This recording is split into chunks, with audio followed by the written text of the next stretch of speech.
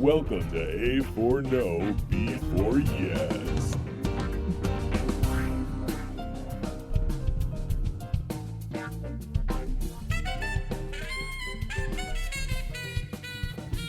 Welcome to the A4NB4Y podcast, where we go chapter by chapter through the Legend of Zelda titles.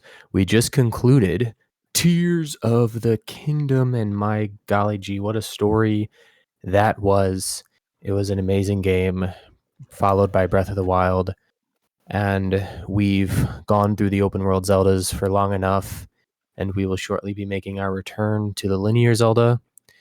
And we apologize for the break as well. We took a little break just to get our heads right and get back into this for you guys so we could just give you the content you want. I am Anthony, and with me, my co-hosts. I'm Ryan Fonzie, a glass of recently poured water. And I'm Cameron Hagee. What happened to my nose? Bro, where's your nose? You got to find that thing. Oh, I dropped it around here somewhere. Ultra, hand it back on. Nope, looks like you found it. Oh, I found it. Okay, great. There he goes. Yeah, we took a break to get our heads right. Also, just on a personal note, I moved, which was, if you ever wonder what it's like to try to be a podcaster and move at the same time, it's not easy. So a lot of our breaks have kind of been because of that. It's a long process. It's arduous. We did not pre-record to prepare for it. We just kind of did what we did, and I think we're back now. So, hooray! But like Anthony said, we're about to swap seasons. So this is our special in-between episode, and we wanted to take this moment to revisit something we did a while back. Keen listeners might remember that back in February of 2023, we released an episode called Reading Between the Lynels. And in that episode, we reviewed the last Tears of the Kingdom trailer and made a bunch of predictions. We did a draft, so as we took predictions, they kind of became unavailable to the other players. I'm just going to go out ahead and say it. After having played the game, I'm pretty sure I did abysmally, and there's reasons for that. But if you want to hear the original draft, you can go back, I guess, to episode 48 and check that out. But otherwise, we are going to go back over it today and see how well we did.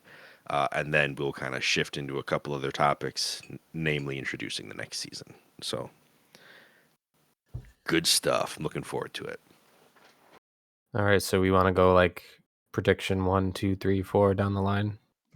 I guess so. I mean, I'm guessing that we just did this in the order that we did the prediction. So I think if I remember right, we did this a snake method, and I think I might have had the first prediction.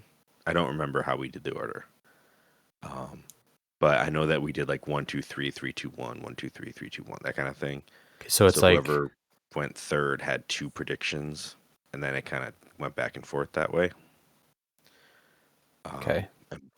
But we don't have to review them that way if you don't want. Like we could just go 1, me, Cam, you, 2, me, Cam, go through it like that. I think that would be the easiest, just to not, lose track of where we're at. All right, cool. So how about we read our own, since I think we all have a copy of this. Anthony, you have the copy up? Mm-hmm. Yeah. All right, cool. So I'll go ahead and give my first prediction as written on our slab. It says Demise is freed from the sword. Ganondorf and Demise are separate characters. And that was a whiff. Yeah. None of that happened. And that's kind of going to be the pattern, I think. But this next one coming up, just you wait. Somebody nailed it with brevity. With the shortest amount of words to any of the guesses that we're going to go over today at just 2 words, Koga returns, and Koga did return. He did. He was heavily featured in this one. He was. Yeah. Some would say he got a major role, but I mean, I don't know how you really say that, but I think he was kind of the Don of the underground. my original prediction was a little longer, though. I think specifically said that we're going to find Koga in the underground because when we knocked him down the hole, he went to the underground, and that's where he was now, which was also accurate. Mm-hmm. Yeah. So, hey, that's 1 point for me. Solid. There you go. All right, so my first one was the moon is going to be a major story component. Moon tears are the tears of the kingdom? Question mark. Blood magic? Question mark. Travel to the moon? Question mark. Yeah, so yeah, the moon did not cry. There was no blood magic, and we did not sadly get to go to the moon. So the moon was not a major story component, and I was off on that one. There was a giant, like, specific blood moon from when Ganondorf got the power of the secret stone. And for that alone, with your blood magic and moon component, I'd give you like an eighth of a point for this. Well, yeah. Okay. So Call it 0.1. because he got the power, he changed. He had the power to change the moon. I'll get a Yeah. 0.1. All right, cool. 0.1. So we got 0, 1, and 0.1. but just you wait for this next prediction. Here we go. I'm gonna get my points ready. So prediction 2: Zelda falling into darkness is a nightmare before Link is woken up at the beginning of the game. Right? I kind of added those words, but still, Link diving after her is reality. Like in a later part of the game, I thought it was gonna be like a dream sequence at first, and then later it was gonna resolve with the real version. And that also did not happen. There was some diving. There was, there was like an early dive and an end game dive that were different dives, but one of them was not a dream. That's not at all what happened. So I'm gonna go ahead and say I got a big goose egg for prediction 2 as well. Well, don't worry, because my prediction 2 is following up with another goose egg because we did not have co-op gameplay after we find Zelda, because we really don't even find Zelda until pretty much the end of the game anyways. So, and no co-op. That would have been so good. Love how we called her Pit Zelda in this prediction. Yeah, I just ignored that pit because I was like, I don't even remember what that's supposed to mean. She fell into a pit in the trailer that we watched. Pit Zelda? Yeah. We thought she was going to have her whole own game down in that pit. We got Felda and Pit Zelda. Pit Zelda. Pelda and Felda. Turns out she never even got into the pit because she got sucked through time instead. It's a whole thing. No one would have thunk time.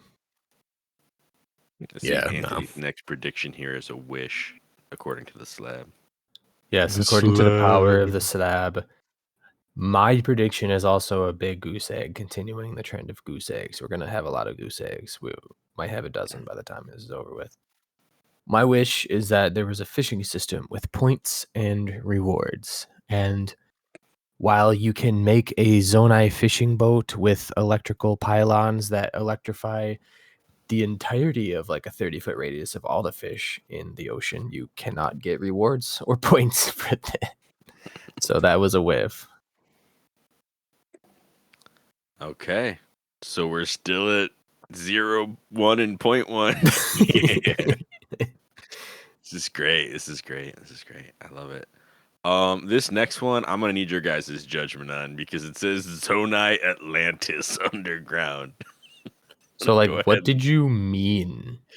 I thought we were gonna find like an underground Zonai city. Turns out what was underground was like abandoned mining facilities, and there were no cities. I think the closest thing to an Atlantis would have been like the Bloopy Burrow or something. Like nothing else was really. Well, there was a whole factory. Yeah. Yeah, I mean there was like, yeah, there were the factories and stuff, but it was not a city. It wasn't really tied to their culture as much as it was to their industry. You know what I mean?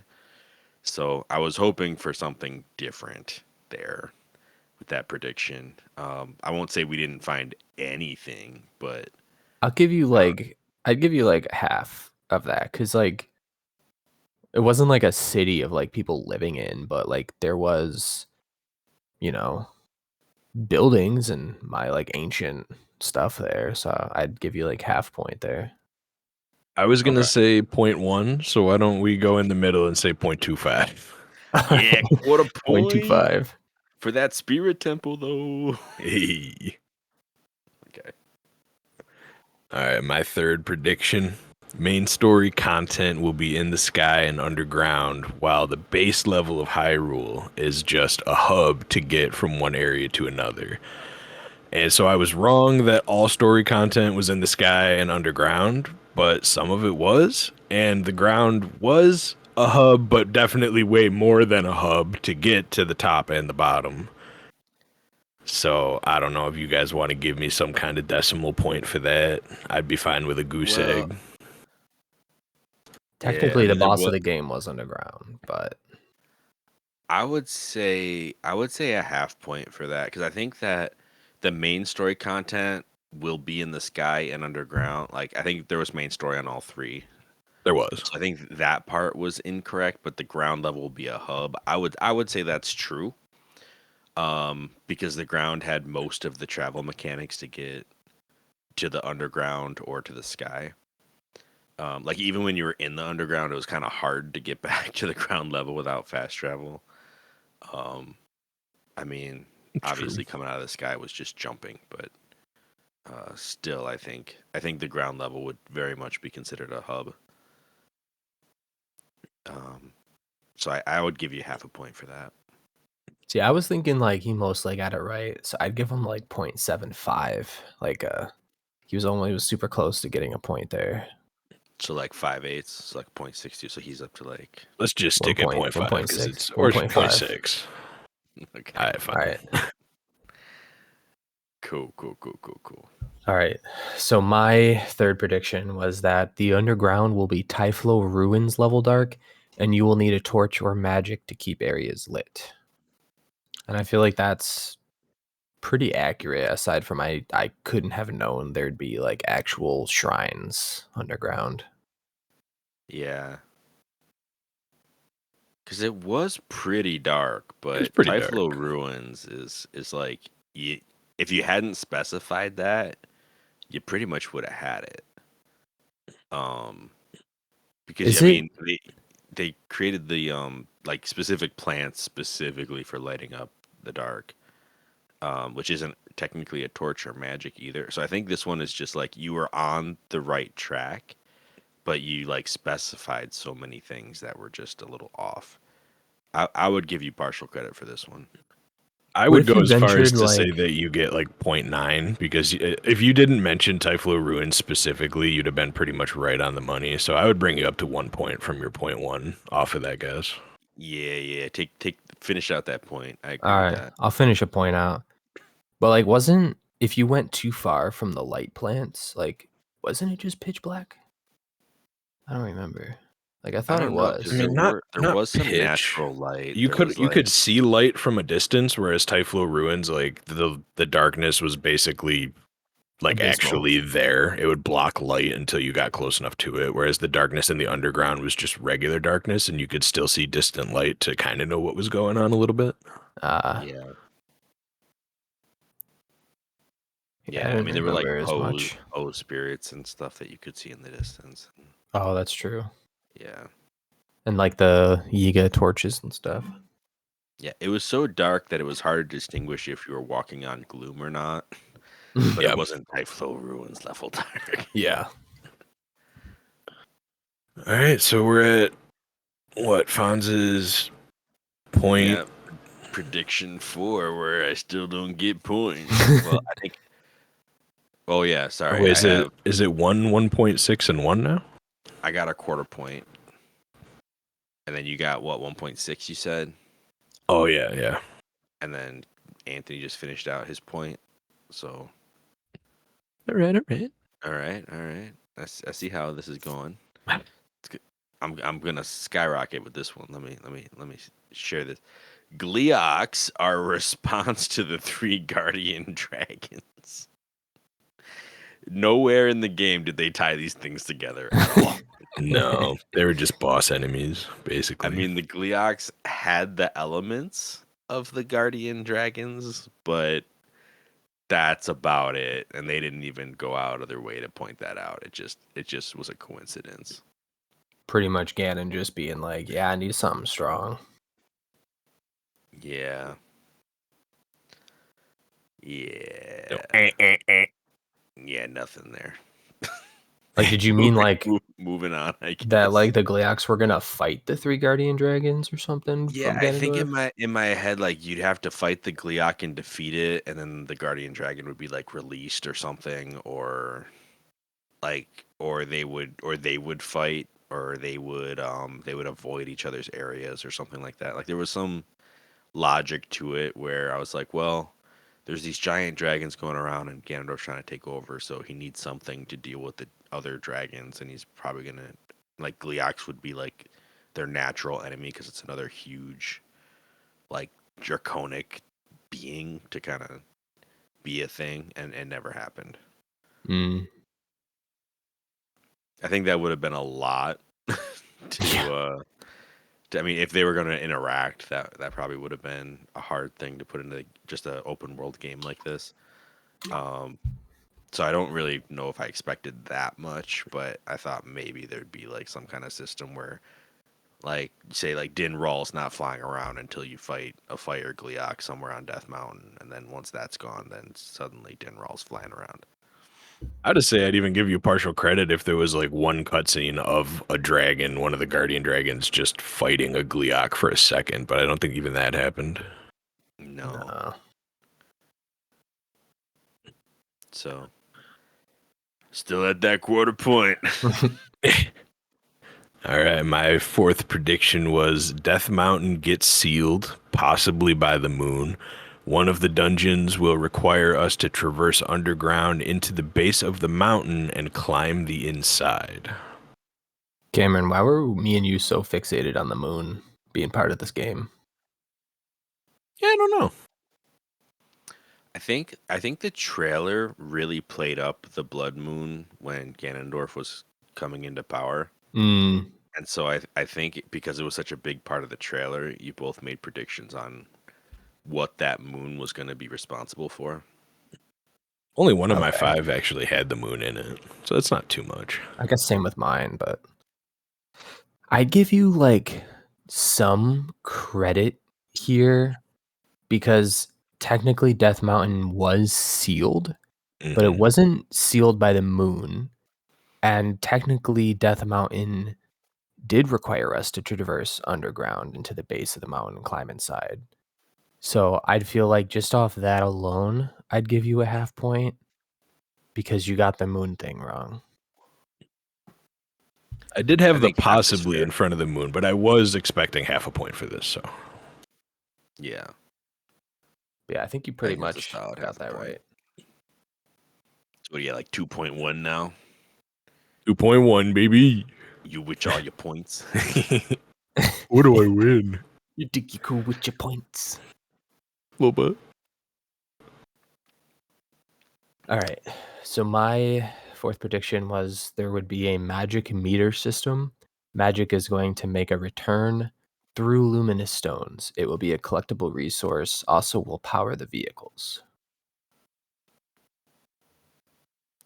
Okay. I mean, if luminous stones wasn't a proper noun here, which you could argue maybe it's not because through is also capitalized, then you pretty much nailed this one. Replace luminous stones with zonite. Well, zonite is a stone that is luminous. Yeah. You know what I mean? Like, it's kind of there. Zelda did a cop out and set this entire system of luminous, like the luminous stones up in Breath of the Wild, and then we're like, wait, in TOTK, what are luminous stones? I don't know. They don't exist. They don't exist in this game. They're just for selling, I think. In the game, they weren't. Yeah, they just didn't do much. It was like opals instead or something. It was weird. Yeah, it was. But I would give you serious credit for this one. I was thinking anywhere from half to 0.75. I would go up to 0.75 then, because I think this one, I mean, not without having the concept of Zonite, we kind of expected them to reuse something from the old game. So I get why you said luminous stones. Yeah. But like the magic meter system is just like, it's just Zonite magic in your little hopper. And then it definitely was through a rock of some kind. So like this is pretty serious. Like I would give you the 3/4 points for this, because this is like I tried my hardest. What knowledge you had, Yeah. Like they made a whole new material that could have just been luminous stones. It could have It been. really could have. It is too. Like you look at Zonite and Zonite vehicles. Like what is the color? It's luminous stones. Like makes no sense. It do be looking like the luminous stones. So where were you at with your point? You had once and 1.75. All Yeah. right, okay. So I got 1/4. Cam got 2.1, I think, if I remember. Yeah. And then you got that 1.75. 1.75. All right, so I'm way behind. But don't worry, I'm about to make a comeback. You got this. Prediction 5. This was like my hopes and dreams, and they got hyper dashed by everything. Ganondorf is actually a tragic story about a character who tried to be a human seal for malice and instead has become a source. The pathing is uncertain. I don't know why I decided to add that last little bit. But I had big hopes and dreams that somehow Ganondorf was going to be this tragic hero that turned into this evil thing because he couldn't handle what he was trying to do. And this was like just a massive conjecture, like head canon fan fiction nonsense that I was hoping. Okay, I gotta level with you guys. I was hoping for a lot more story in this game. Mm-hmm. And I feel like half of my predictions are dead just because of the lack of that, the lack of more lore. I was hoping for a lot of lore, and I shouldn't have. It was folly of me to make these predictions, because that's none of that happened. You had dreams. Mm-hmm. I would say there's like a partiality of your statement where technically it was Raru who like imprisoned him in a seal and he was like a source of malice, or as they call it, which you would have never known, they changed the name from malice to gloom, but he technically was a source of gloom.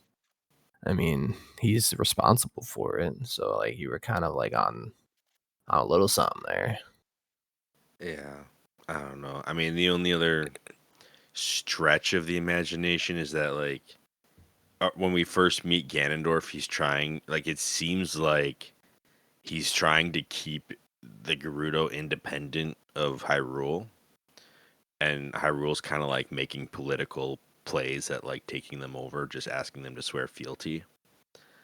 And through that, he ends up becoming like something that's so evil that even the Gerudo people are like trying to remain free from his grasp and aren't. Like you remember that like the last free city of the Gerudo has fallen, that whole line.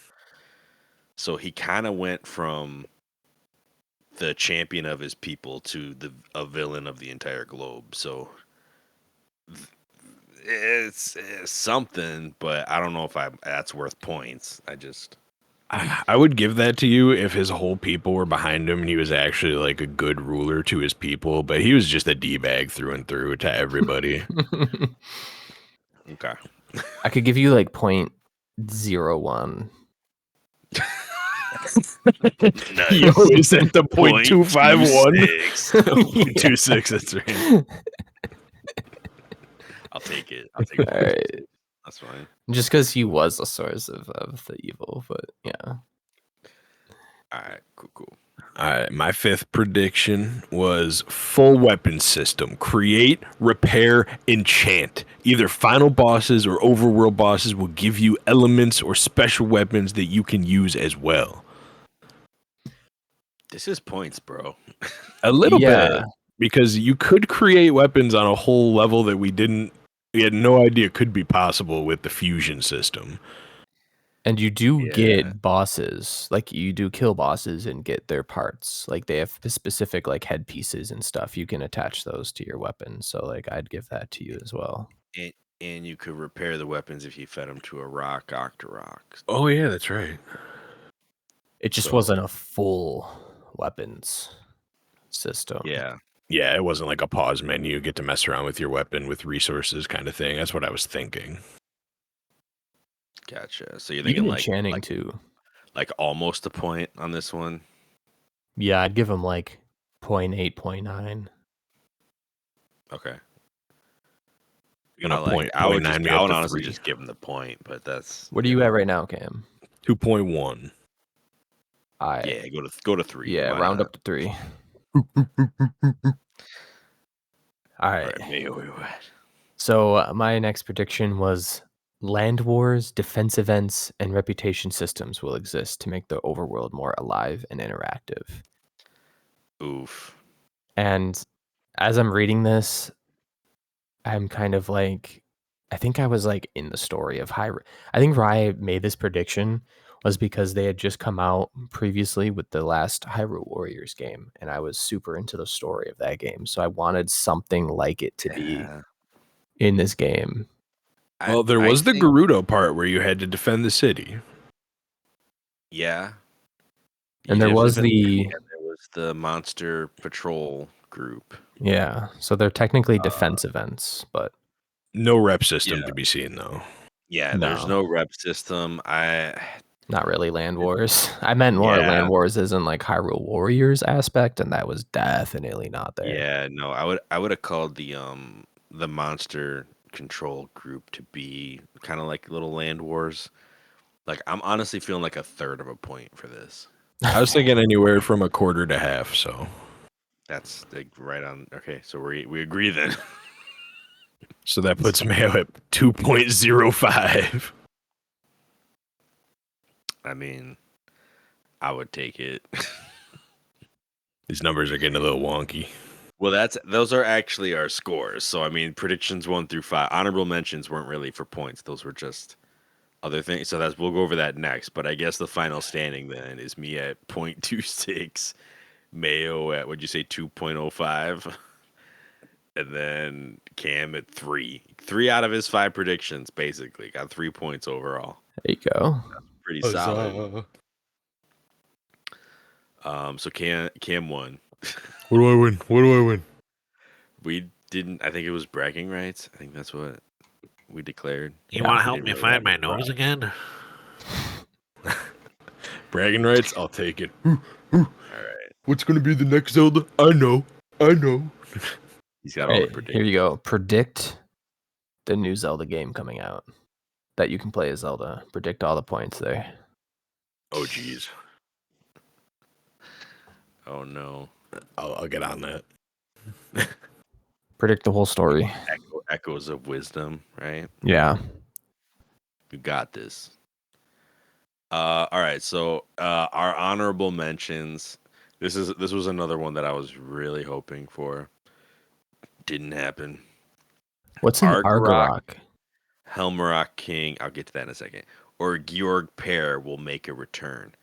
I believe Argarok is the dragon from Twilight Princess. Oh. The one where you need the double claw shot to go around on the platform climb thingies? up and attack him. Yeah. Gotcha. The Helmarok King was from Wind Waker, and Georg Pair was from Minish Cap, actually.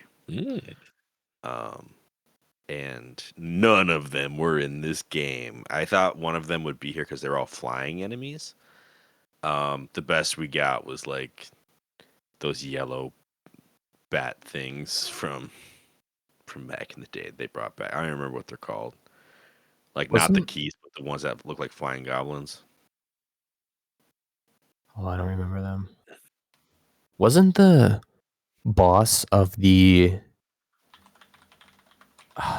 what's that water temple called? The turtle takes you to in Majora's Mask. Wasn't the boss of that dungeon Great Georg? Great Bay Temple, yeah. Wasn't that boss name's Georg? I believe it was. But the Georg pair is different. The Georg pair is a couple of manta rays that fly through the sky. Interesting. The Georg in Majora's Mask is a like nasty piranha looking thing. A big old fish. Yeah. It's horrifying. All right, my honorable mention was you can ride flying enemies, and no, but I guess we got to ride Zelda, so I mean, like, And all the dragons. We got to ride the dragons. We got to kind of ride Ganondorf a little bit, too. I was going to say, you can an technically enemy. ride an enemy. You can ride Dragon, Ganondorf. Right. One enemy. You technically can ride Lynels for only a moment, but they're not flying. Yeah. Would have been a cool thing, though, I think. Yeah. Like, instead of jumping back to Zelda and just having her whoop-de-whoop grab you every single time you fall off a Ganondorf, what if you had to, like, somehow get over to a flying enemy and just kind of ride on it and control it for a sec? Mm-hmm. The Aracuda was the additional flying enemy. And I guess looking at a picture of one, an Aracuda kind of looks like the smaller of the Georg pair. But I wouldn't count it. And I really wish that Mayo's honorable mention happened. I'm going to say, out of all the predictions, if there was one I could choose that I would have liked to be in the game, it would have been Mayo's honorable mention. I wish. So mine was bring back the hook shot. I love the hook shot. It's like one of the best tools in a Zelda game that you could use for just combat or just getting around. Yeah. And it was not in there. We could use some hook shot in our lives. They could have had the slowdown mechanic, like with the bow, and they could have had the flying enemies. In my honorable mention, you could be hook shotting from flying enemy to flying enemy. There's some potential there. Right. It's unfortunate they didn't do that. I mean, I was watching like a video of Sekiro, and the like the hook shot mechanic in that game looked pretty amazing. It's like a grapple hook where he's just like running and doing parkour, and every once in a while he's flying through the air, and you randomly target a branch, and you can just rip yourself over to it. Like imagine like that would have been nice to have. You take like your wing glider and you start like wing gliding like off a tree, and then you use like a hook shot to get somewhere, and then you like wing glide off that, you use a hook shot, like you can like make some really cool systems. I thought it'd be cool to like go shield sledding and hook shot yourself to a tree to propel yourself even faster. Or get over gaps. Yeah. That'd be sick. Dude, that's like the next place they could take open world Zelda games, though. Imagine a parkour system in Zelda.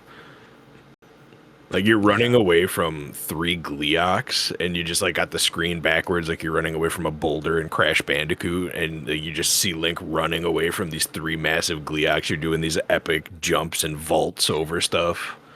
Man, back in the 90s and 2000s, like every action adventure game had like a sledding sort of, skating system for some reason. There was always like a downhill snowboard section to every game. I mean, even Twilight Princess had it. But I feel like what was it, like Jak and Daxter games would have had it. I think Tak and the Power of Juju had it. Like just random. Ratchet and Clank did it. Ratchet and Clank did it. Okay, there you go. I think that leads us into Daxter were like the same game, so they were, yeah. Naughty Dog made both of them, and then they went on to forget about Ratchet and Clank and Jak and Daxter and went on to The Last of Us. Yeah, they forgot about like Bandicoot too. System like that. Who Bandicoot? What? Crash Bandicoot. Naughty Dog made Crash Bandicoot, and then after 3, I don't know if they made any of the ones after like Crash Bash, but I'm pretty sure they gave it to another company to make stuff like the Insane Twin Sanity and stuff like that. Gotcha. They had 3 great titles, and then just were like, well, we're going to do The Last of Us now. Right? And The Last of Us, I mean, in their defense, was like Game of the Year, critically acclaimed. I know. And it has a TV show now, but it's still... I just want another... Uncharted, right? And Uncharted had a level from Crash Bandicoot in it. Like I know in the fourth one it did anyway. Uncharted, at one of the Uncharted games, you could sit in, I think, the beginning of the game and play like all of Crash Bandicoot 1 on the TV in the living room in Uncharted. Okay, maybe that's the same one. Maybe that's in maybe that's 4 then. Crazy. 'Cause it was a story point. Like you sit down with your character and his spouse or whatever, they sit down and like they bet on a level of Crash Bandicoot for something. But I never went back to the game after that. That would have been wild. It's Naughty Dog is up there, reminds me of Level 5, where they had the amazing series Dark Cloud and they made Rogue Galaxy and that knocked it out of the park. And then they're just like, yeah, no more of that. We're going to make Nino Kuni and the White Knight Chronicles now, and they didn't do as good. So do we go back to what we did that worked and was great? Nah, let's make Yokai Watch and start doing stuff on the 3DS like Fantasy Life. It's like, guys, come on. You had such good things. Yeah, I mean, this kind of brings me into our next point. I was gonna say we're yeah, segueing pretty hard. we are. We went kind of on a tangent with that segue, but I think this is a great point to kind of talk about the Zelda series as it is. We just got done with our second open world Zelda game, and it took us over a year to cover Tears of the Kingdom. Like we started in what, March, something like that. I don't know. I think it maybe released in May, right? The other M month, and May 12th. we're covering it all the way into June of this year, which is wild because we started pretty much right when it dropped. And I'm gonna be honest, we this is probably too much open world Zelda. It was. These last two things. I mean, we were at a point where playing the same game this long and trying to cover all of the extensive content. These games are huge, and don't get me wrong, good games, fun games. It's possible to overdo it. And to be honest, these games aren't why I fell in love with Zelda in the first place, like the series. Um, I very much began with Ocarina of Time, and I'm gonna be honest. Sometimes I like a more concise, more linear, more. I guess the truth of it is a more story heavy, and story reliant game. Like I kind of miss how involved we used to be in the actual story of the game, like without having to rely on memories or what have you, to the point where because we were involved in the story, we actually had to follow a path to make that story happen. um, and there's this interview I kind of want to talk about a little bit because this happened while we were all in the middle of this game. Um, IGN got a chance to talk with, um, oh gosh, now I'm gonna mix it. AGI Onuma and um, Hidemaru Fujibayashi. And in this interview, it kind of comes up how this was an open world game and the challenges of that, and then they kind of brought up the question of how some people want to see a more traditional linear Zelda game.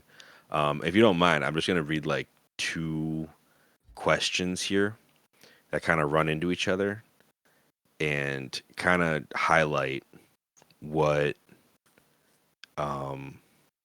actually I think it's three questions is what I'm seeing that highlight this part of the conversation because it's really You better not. you don't want me to read all that much. No, because I think it's I mean I think it explains kind of where the series is at now a little bit and how there is already some resistance to ever go back, and I think that's not. I'm a little bit worried about that, I guess. But yeah. So here, in the middle of this interview, the interviewer, which I should probably also name, right? Let me see if I can find the interview. The article is written by Kat Bailey. Um, doesn't say who the interviewer was.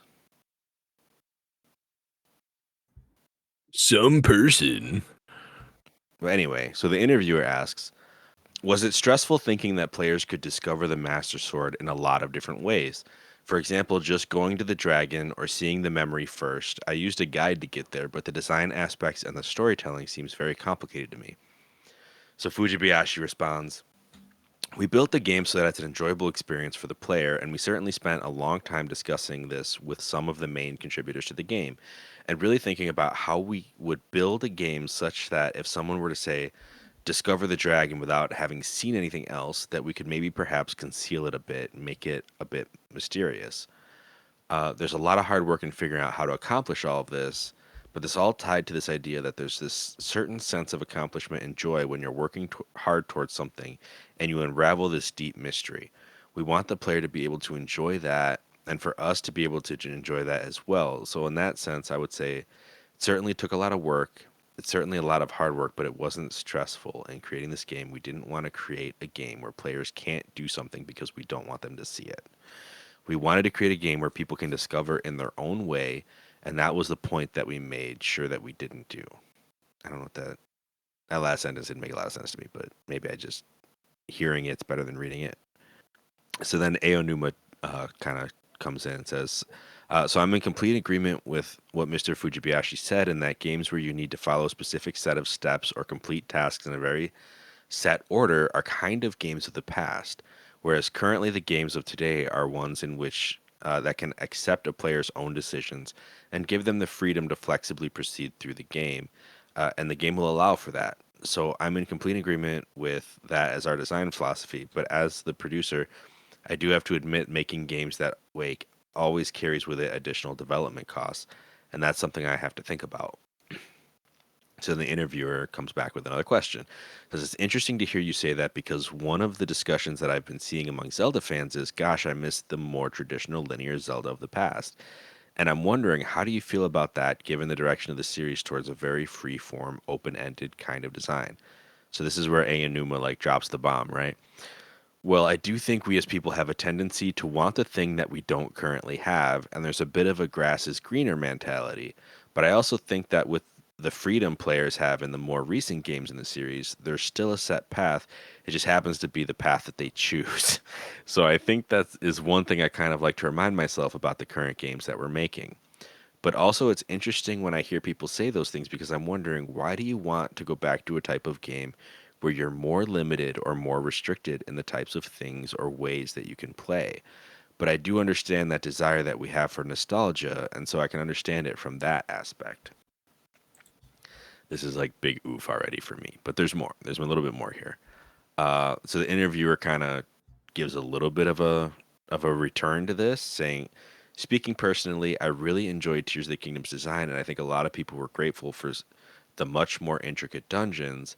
And I think why a lot of fans valued Ocarina of Time and games like that, were the clever dungeons that felt very crafted, very deliberate experience." And with Breath of the Wild, especially initially, the dungeons felt quite a bit simpler by comparison. But I think there's sort of a hunger for those very classic dungeons like the Water Temple and things like that. And then Aonuma responds to this. That was kind of our intention with Tears of the Kingdom, as you mentioned, which was to put a bit more density or thoughtfulness into the design of the dungeons in the game. I mean, when we think of Breath of the Wild, one of our guiding principles was to rethink the conventions of the series, and that applied to our thinking about the dungeons as well. So we kind of broke apart our previous assumptions about the way we've made dungeons so far with that game. And I think the result was a simpler approach that you saw in the dungeons in that game. But then we did hear the desire from fans for a bit more of a designed dungeon, and that led our approach to Dungeons for Tears of the Kingdom. And as we proceed, whenever we're making a game, we look back at our past and consider where we are now with the freedom that we give the player in these games. So I'll stop there because it's just kind of goes back into appreciating the game. They always try to end on a high note with the interviewer, so usually these interviews end with the interviewer just kind of paying compliments and things like that. But that part of the interview, it's hard. It's hard to read through because it's almost like saying, like, well, you just want what you don't have, and you're nostalgic for what we used to make. And I don't think that's fair. Do you know what I mean? Like, I don't think Mm-hmm. I think that's kind of minimalizing like the arguments that are being made, because I think even when it goes to the bit about dungeons being more deliberate and more crafted, it wasn't just the dungeons. Like, I honestly feel like having a story that you tell in a specific order, and even in an open world, because not every, I mean, some of the Zelda games, they still function as an open world for the most part, and you just can't access certain areas until you have certain items. Um, I think that there is something to say for that density, like um, that amount of deliberation, that how do you get past this one part and having to like actually talk to your friends about it, rather than just being like, well, I was here, so I went ahead and swam through all the walls, and Mm. like, I don't know. I guess I have more to share, but I kind of want to hear what you guys have to say first before I kind of break into that. Okay. So I kind of want to bring a few games into the mix and not necessarily do comparisons between them, but I wanted to just bring up how the design of those games are and how the stories kind of work. And again, I'm not trying to make direct comparisons, but for Tears of the Kingdom, like you said, and like Aonuma said in the interview, they had an open-mindedness and they had an openness to the game. And it was kind of, at least personally for me, after having played through Breath of the Wild, and I'm sure you two felt this as well, having the overworld be the same with, I want to say, minimal changes was a Talk about little. like ground level. I am, yeah. I'm talking about the ground level Okay. and having minimal changes to it. I mean, I want to say maybe 30%, maybe 25, 30% of the not even actually. I'd say even 10%, lowest 10% like changed. And having that mixed with a lot of the overworld has the like pale world syndrome where it's just kind of like bland. Like there's a hill and then some trees and then some of this stuff. And I'm thinking like it's kind of just like overall like kind of bland and um kind of like a game like Twilight Princess or Skyward Sword. And then I'm going to kind of jump over to Dark Souls 3 a little bit here and just go over like those smaller but more open world levels. I think Sure. respond better to fans because there is an open world aspect to them. You can do what you want. Games like Dark Souls give you multiple linear paths to do what Aonuma is trying to accomplish. We're giving the player like, 3, 4 options to do. And so games like that kind of have a smaller zone where you still get those options. And so the player can still make up their mind on what they want to do, where they want to go. But, development costs and like all that are like low. And so personally, I feel like they struck gold with Skyward Sword. And I think doing something like that with classic dungeons with an open world like Skyward Sword, maybe a little bit bigger because they can accomplish that nowadays with today's engines, I think is just overall probably what's going to make for a Zelda game, make it better. I also wanted to, I read the article before and I thought it was really funny. A little bit farther down in the interview, the interviewer goes, I want to talk a little bit about Zelda for a moment. I remember when the trailer first appeared, my first thought was, oh, now Zelda's adventuring too. Maybe this is co-op. Maybe Zelda will be playable. But of Right? course, she had her own story in Tears of the Kingdom. What do you think of the desire among fans for Zelda to have a big role and even to be playable? And then Aonuma obviously goes into like his whole thing. He's like, I always think there's room for thinking about this type of thing in Zelda's role, and maybe there's some sort of possibility for something like that in the future. And then when was this article posted? Like, let me see. This was I think December okay. 2023. So they were 100% in development for Echoes of Wisdom by this point, which means he was just like, well, you never know. Goodness. Yeah, that's my 2 cents. Is just I feel like Aonuma needs to kind of take a step back because Nintendo, not Nintendo overall, but the crew on Zelda have been always trying to do something new, and I think fans can appreciate them for that. And it's not like this game was bad.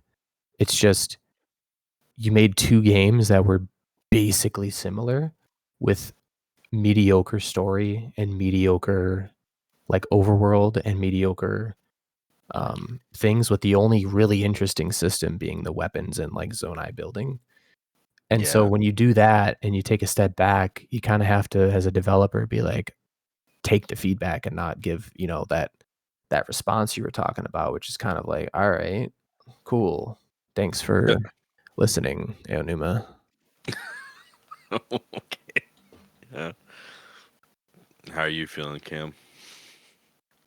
Well, I would say that I think comparing a linear style game and an open world game is kind of a little apples to oranges, because what it's trying to Sure. do is just completely different, even though, the game might be the same base name behind it. It might be Zelda, but one is very story driven and one is very, you're going from exact point to exact point. So they can do a lot more between characters. They can have a lot more. I feel like they can just have a lot more emotions and things that happen in rapid succession that can kind of be like, whoa, stuff's really going on. Where that's a little harder to do in a game where you can go wherever and do whatever you want.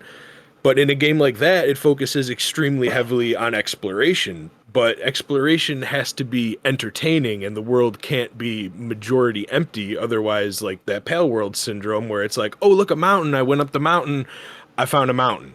That was it. There Yeah. was nothing on it, nothing to do. I found some stuff but nothing really there. So, but at the same time, apples to oranges, I feel like if Nintendo played their cards right, they could make an Orapple, so to speak, where if you take a game like Skyward Sword, or even the size of Ocarina of Time, but you just made it more accessible to do more things when you want to do them. It's not you got to do the Deku Tree, then you gotta go to the Dongo Cavern, then you gotta go to Jabu Jabu's. But why don't you let us choose which one of those three we want to do first? Do them in whatever order. Get the thing that unlocks the next 4 or 5 dungeons, and let us do those in whatever order we want. Now maybe that could throw some wrenches in with the whole, plot point to plot point emotions generate stuff can happen a lot faster and more intensely because of that. Maybe that wouldn't work out so well letting people go to wherever they want, or they'd have to find a way to make the events happen more overworld and have the dungeons be kind of separate. You go there, do the thing, and then that affects the story in the overworld. I would like to see a combination of the two, or even bring back the amount of dungeons that are in the older style games, bring back the intensity and the focus of the story, but put it in an open world, but really condense it so that you can make that open world feel lived in, instead of the kind of emptiness you find a lot throughout the fields of Breath of the Wild and Tears of the Kingdom, where you might find, Yeah. a moblin attacking a person. Oh, you defeat the moblin, you get a potion, but then there's nothing else happening for the next 4 to 5 minutes of gameplay as you just kind of sprint past a bunch of trees or something. Right. I would like to see a melding of the two. A smaller, more condensed open world game that also focuses very heavily on story, but doesn't gives you exploration, but doesn't give it to the point where they can't put enough stuff in the game because of the scale they're trying to reach, that it ends up kind of falling flat in places.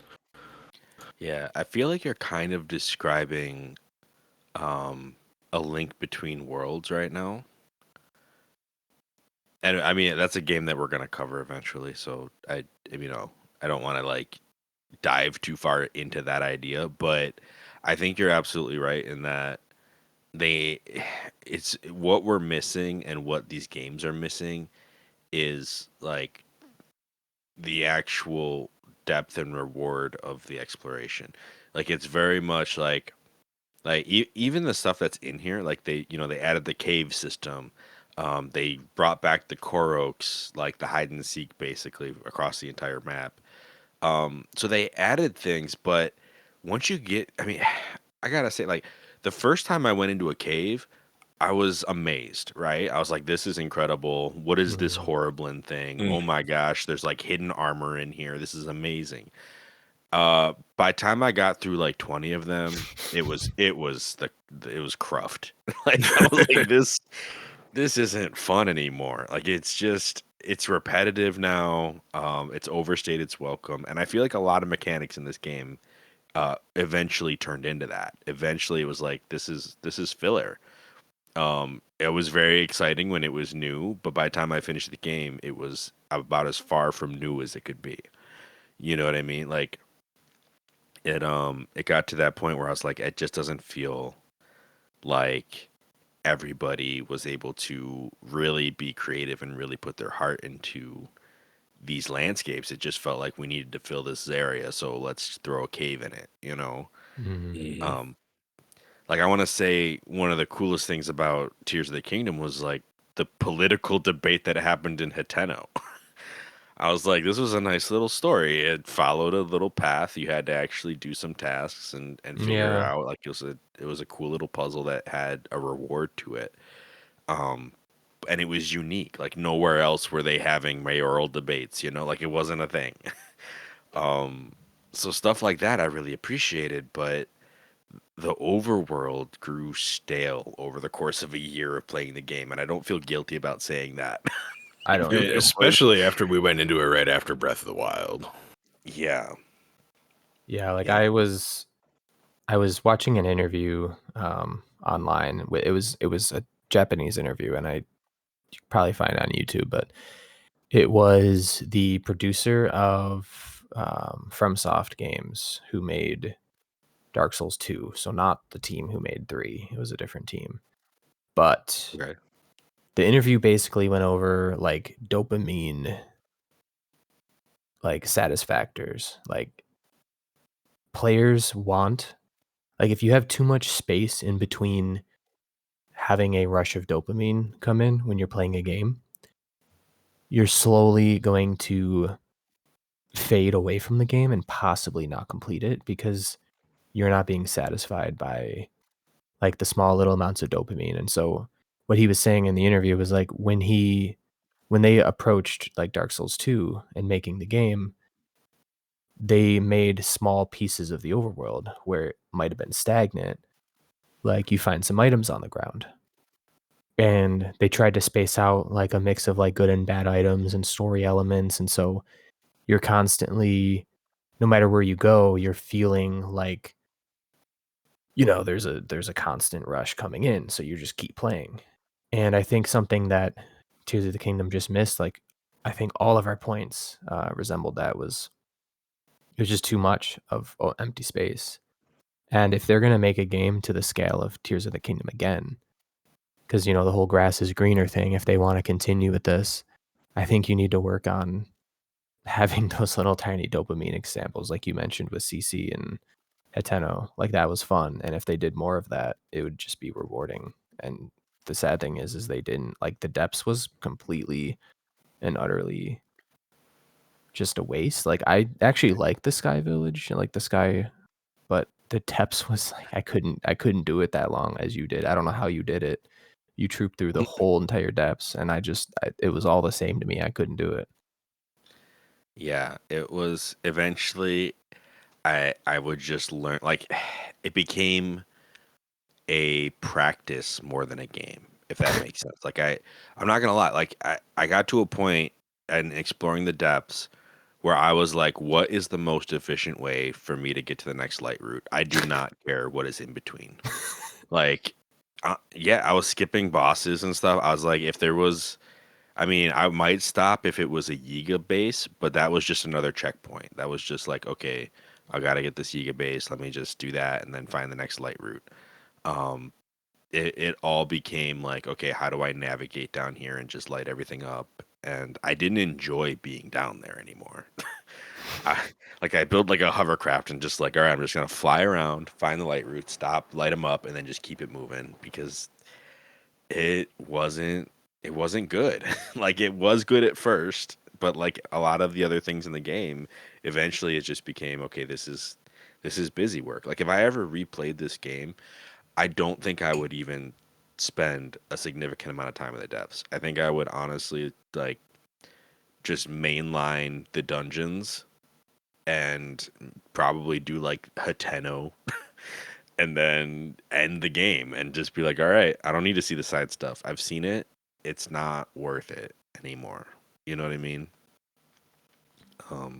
I didn't even think it was worth it to see the first time, half of it. Yeah. Yeah. And that's part of the struggle. I mean, I think the history of the series is really rich. I mean, I brought up this bit. It's actually, if you were to listen to the Sacred Realms podcast, I like to shout out some other podcasts once in a while. They actually just did a recent. They just recently had a guest on who's like the head of Hyrule interviews or whatever, where he has like a whole database of interview quotes and stuff like that. And they're going through their Majora's Mask season right now. I think they just finished it up. And he kind of talked about this one producer who at the time, like, he wanted to be like, he was invited to be on the project, but he said, I'll only do it if you actually like give me creative freedom and let me do what I want to do. And I believe it was Aonuma at the time who was there. He's like, yeah, absolutely, like, you know, you'll basically be free to do what you want with this game. And this guy, Yoshiaki Koizumi, he was the dude who was like known for like the horse riding mechanics and some of the combat stuff and like a ton of the really good parts of Ocarina of Time. Kind of came into Majora's Mask and with creative freedom, just came in and was able to do what he wanted with it. And if you're familiar with Majora's Mask, you know that is one of the most like crazy artistic short story driven like mazes, like webs of a game, and it is do like anything you awesome. want. Yeah, and like especially, I mean, there is an order to it. Like, it actually is a more linear game because there are just certain things you have to do in certain orders. But because you're like constantly starting over the cycle, eventually you have the items where it becomes an open world over time. Like, it's pretty wild. There might also be some Um, clips you can do to get into those places early. yeah. Um, but he was also the dude who was known for like in his interview, like kind of mentioning that he would try to sneak story past Miyamoto at the time. And so any of the games that he's involved with, you can tell they have more of a story. That's when the games were trying to all relate to one another. So he was on like Ocarina of Time, Majora's Mask. He was on Wind Waker. Um, I think they took him off of the Zelda series right before Twilight Princess.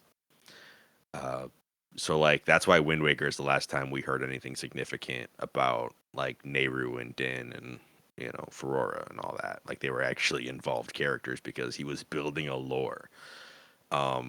And I think when they took him off of that, they kind of said, this isn't really important, and just kind of tossed it. Which to me is is the worst kind of like that's completely the opposite. Like he hasn't been involved with the Zelda series in a while, and I feel like he's actually like things that he contributed are a lot of what I miss in the series. Mm-hmm. If I'm just being honest, I don't know that for a fact because I wasn't there for development, but from what I can tell, he was very much someone who cared about story, whereas Miyamoto is infamous for caring about is the game fun, Yeah. right? And I think that's kind of the Nintendo philosophy. Like they want to make a game that appeals to everyone, and the truth is that fun gameplay will outsell a good story 9 times out of 10. Like Nintendo's in it for the money. Like we can't ignore that. And if they make an open world game where you can do what you want and it's fun to play just from a mechanics standpoint, that is going to do better overall than if they were to sell a book that you play. Do you know what I mean? And I think, Yeah.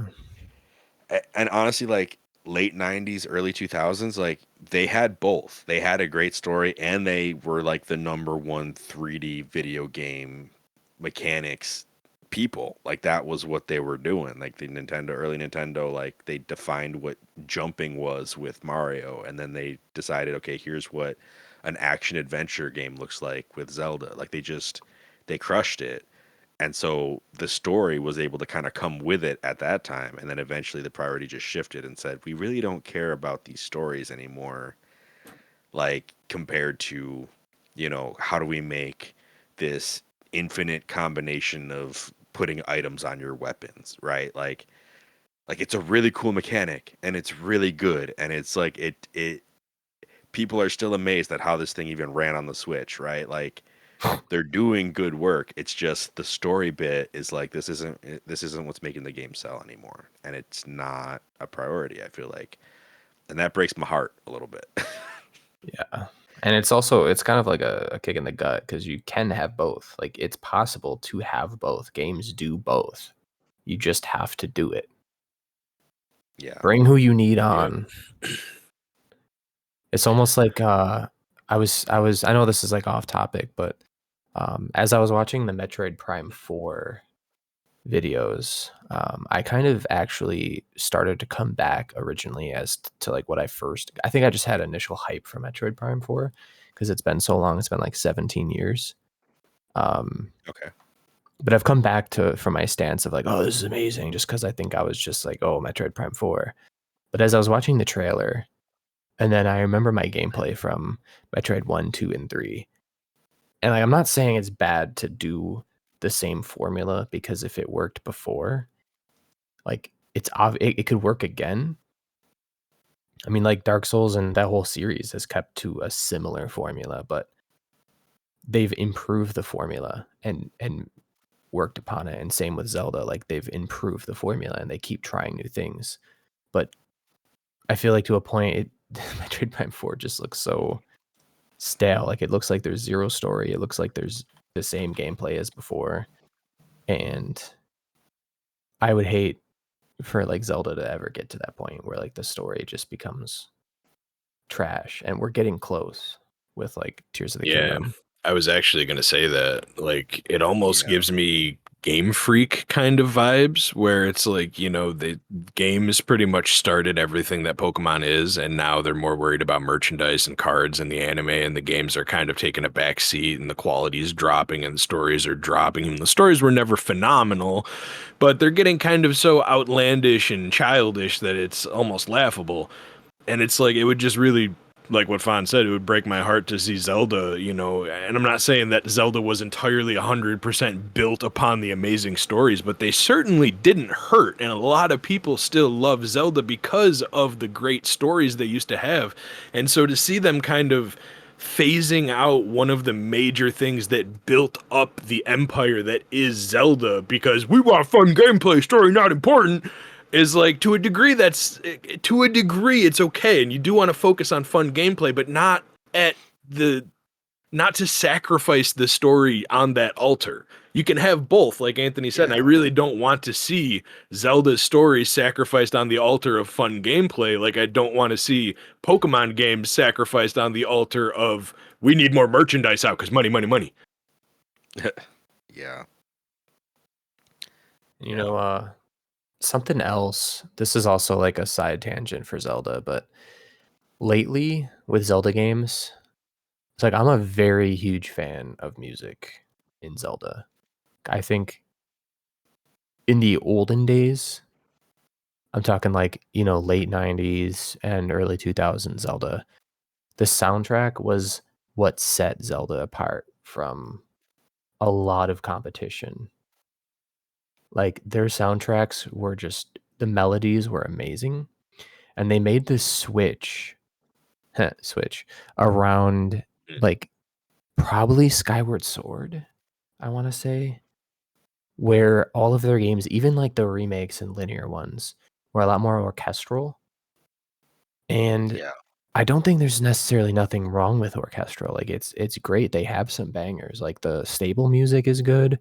The fight with Colgera is good. Colgate toothpaste. And like obviously the theme was amazing, but like you don't really hear that in game unless you're falling out of the sky in the beginning. So for me, like the soundtrack just didn't hit at all. Like it was like just I don't know. There was like very few songs. Like I think like maybe Gerudo Desert was nice, and then like that was about it. And for me, like I live off those melodies that they used to do, and it's not hard to do. I feel like you walk into a zone and you have a melody play. You know, you get to a boss fight, you can still do the orchestral thing, but they kind of went for a silent ambient like soundtrack, and I don't know. For me, like Zelda, I feel like that's not what I want to hear when I'm playing a Zelda game is like silent ambience with like two piano notes that come in every measure. Like I want a melody, you know? Yeah. I would recommend, I don't know, I'm trying to remember. Um, I think it was another Zelda podcast. I'm looking it up right now. They did a couple of uh episodes about the music in Breath of the Wild. I don't know if they've done this for Tears of the Kingdom yet, where they really go into like a commentary on what the music in Breath of the Wild is trying to convey and what the songs are like. And it actually helped me a lot with this. Because originally I was like, yeah, it's just like piano notes just every once in a while. Like it's so weird. Um, and they really touch on how a lot of it has to do with Link's amnesia in that game, and how like a lot of the themes is almost like the music starts playing when Link is actually like remembering something, or he's remembering how something feels rather than like the details. Like it almost conveys his psyche in these moments, which I thought was really cool, and actually helped me out a lot with like understanding why did they go this route. Um, I don't know. I mean, it's a conjecture podcast. Like it's a couple of fans talking about what they think the music is talking about, but I think they did a really good job of it, and it's like it was really helpful because I mean, it definitely is a shift from like the cinematic, just overworld blasting in your face, like gorgeous tunes that they used to use to something that is a lot more subtle and a lot more um like you only Taking a really back get the seat. big music. Yeah, it's taking a back seat unless there's a big event happening, right? Like and I So think that it was a choice to do that. I get that. And like, obviously, I'm not really saying the overworld needs to have, you know, a constant theme because I feel like that would kind of, honestly, you know, get annoying. But like the temples, the individual places where you go, like if you go to Gerudo Desert, you have a theme in the background the entire time. Like it's a banger if you've been like if you remember the theme and it's playing the entire time you're in the desert and near the town and it's just constantly looping. And so it's like it's not impossible for them to get to that route in Tears of the Kingdom. And so I get the whole amnesia thing, but like pretty much Breath of the Wild was like stale. They kind of upped it a little bit in Tears of the Kingdom, but it was still for me just it was so bland. Like, it was like the overworld. The music basically resembled the overworld for me. And I don't know, maybe that's what they wanted, but for I don't know, it's just like bring back the melodies, man. We want the bops. Because they made some bops. It's like it's not like it's impossible. Like they made some bops. They just didn't make enough. Yeah. The old games have like 25 bops. You know, every place you go to is a bop. So I guess that speaking of the old game, I mean, I do want to try to wrap up this podcast, but I don't want to do that without introducing what our next game is going to be. I'm very excited to say that we are returning in our coverage to some more linear story-driven Zelda titles. And this next one we're getting into is one that I enjoyed a lot more than I thought I was going to the first time I played it. I had never played this one until I had started streaming. I want to say I maybe played it in like 2022 for the first time, and it is charming as all get out. It is the Minish Cap. I think we already mentioned this at the beginning of the episode. Um, but yeah, have either of you guys played the Minish Cap before? so long ago I don't remember it. Like back when it came out on the Game Boy Advance and I was probably 8 to 13 years old, I played it once and never again. Not to say that there was a reason I never played it again. I just never went back to it. Gotcha. Yeah, I never played it. Okay. So this was, I believe, a Fujibayashi joint. This was no, it was the last one that was done by Capcom. Like how they did the Oracle games. This was like post Oracle games. Like a Game Boy Advance. They got the Minish Cap and they knocked it out of the park. They did a really good job with it, just like from what I hear, they did with the Oracle games as well. It is very much like a Zelda crossed with the concept of the Borrowers. I guess that's kind of a little bit of a spoiler, but anybody who's heard or seen anything in the Minish Cap will kind of understand that about it. Like you get small in this one. You do, baby. And so to kind of prep myself for this season, I actually went back and I watched The Secret World of Arietti, which is a Ghibli film also based on the Borrowers.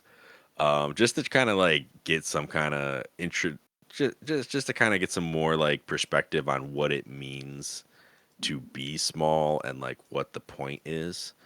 And it's kind of funny because I feel like with the actual original Borrower's Tale and with The Secret World of Arietti and with, if you actually watch the 1997 Borrowers movie with John Goodman, what you find is that typically with these kinds of stories, the plot revolves around not being seen by regular sized humans.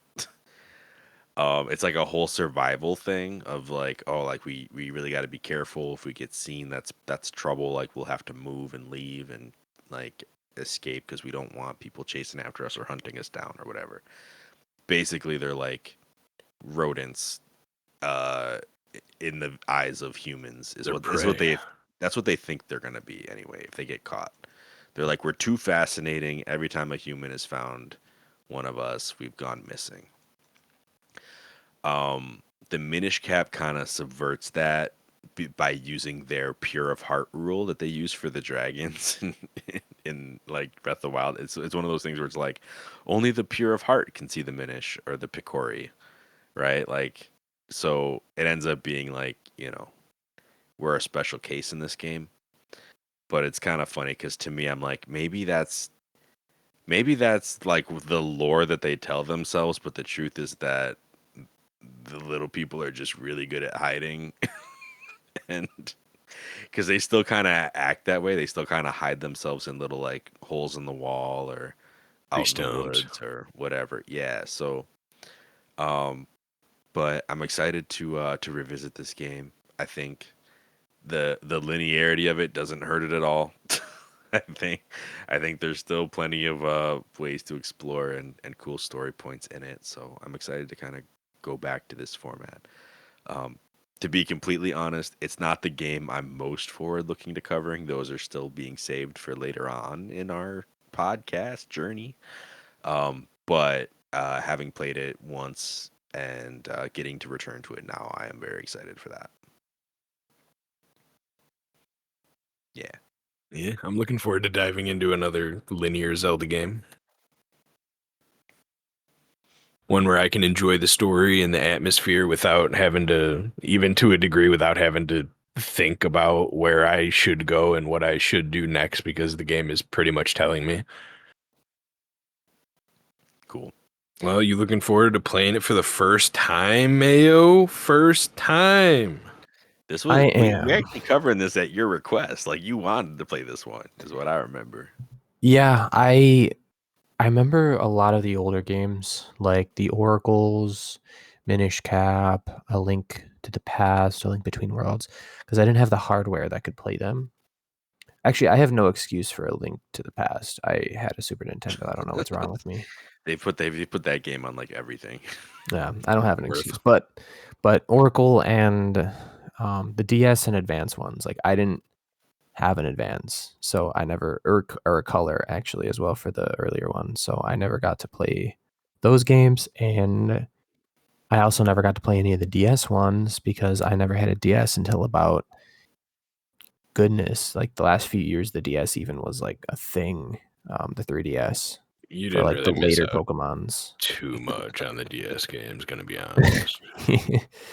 So yeah, I missed that whole non-console lineage basically from the 2000s and late 90s. So I didn't have any of those games. So it's all been new to me and fun. Yeah. I guess might as well, as long as we're talking about DS games. The Phantom Hourglass and Spirit Tracks are notoriously polarizing. In my humble opinion, they're not great. I don't want to cover them, and we have not scheduled a time to cover them. Like, we're not actually planning on going over those games. I've heard like a small cult following for Spirit Tracks, like people actually saying Spirit Tracks is pretty good, but I've I've heard Spirit not heard Tracks that has some for good Phantom music Hourglass. for Yeah, sure. I've never heard anyone bash the music of that game. yeah. I did see a nightmare scenario happen with another podcast, Chat of the Wild, where one of the players, like one of their hosts, got hard locked out of the rest of the game because at some point you have to blow into the microphone to like make an instrument work to advance the story, and his microphone on his DS didn't work, and that's such a thing to have happen, like It at this is. point you have to have original hardware and it all has to work the right way. I mean, they re-released those games I think on the Wii U, but the shop's dead. So the idea of us even getting the games to cover them is far-fetched. So that's not like those two games I'm kind of just letting go, to Yeah. be honest. Like Hey, I'll I've let you borrow played my Hack 3DS, Fonz. I've played Phantom Hourglass before. It's one of the only Zelda games I ever sold after I played it because I didn't like it enough to keep it. So I still thought if that Phantom if Hourglass was better than Spirit Tracks, personally. so okay, yes, yeah, I didn't want to continue with Spirit Track because it was a sequel to a game I didn't enjoy. Yeah. So lot of hot takes. I'm not trying to be a Zelda hater on this episode, but at the same time, I just got to be true to myself. There are better Zelda games, and we're going to cover those instead. Minish Cap is one of them. Minish Cap is a beautiful, beautiful Zelda game released on a handheld. All right. All right. Good deal. All right. So with that, be looking forward to our next season of Minish Cap. We will let you all go there. Thank you for listening. This has been our episode of A4NB4Y, and we will catch you in the next season. Peace. Did you get all that? Lost his nose again. What? Oh, dang it.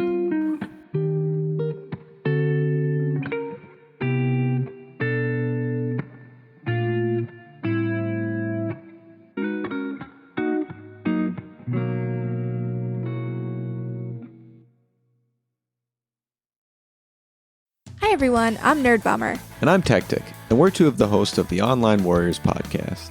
Our podcast started as a way for three best friends to keep in touch and discuss their nerdy hobbies like movies, gaming, tech, and more. Since then, we've grown into a great community. Every Wednesday, we chat about the latest nerdy news before getting hands-on with our weekly nerdy adventures. And don't forget our high-stakes trivia game.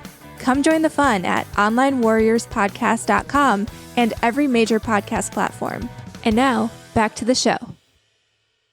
Welcome to Shatsunami, a variety podcast that discusses topics from gaming and films to anime and general interests. Previously on Chatsunami, we've analysed what makes a good horror game, conducted a retrospective on Pierce Brosnan's run as James Bond, and listened to us take deep dives into both the Sonic and Halo franchises. Also, if you're an anime fan, then don't forget to check us out on our sub-series, Chatsunani, where we dive into the world of anime. So far, we've reviewed things like Death Note, Princess Mononoke, and the hit Beyblade series. If that sounds like your cup of tea, then you can check us out on Spotify, iTunes, and all good podcast apps. As always, stay safe, Stay awesome, and most importantly, Stay hydrated.